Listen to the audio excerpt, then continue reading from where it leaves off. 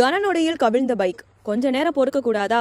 ஈரோடு மாவட்டம் கோபிச்செட்டிப்பாளையம் அடுத்துள்ள நம்பியூர் சுற்றுவட்டார பகுதிகளில் பரவலாக கனமழை பெய்தது. இதனால் நம்பியூர் சுற்றுவட்டார பகுதிகளில் உள்ள குளம் மற்றும் குட்டைகளில் மழைநீர் நிரம்பி வழித்தடங்களில் வெள்ளப்பெருக்கு ஏற்பட்டது.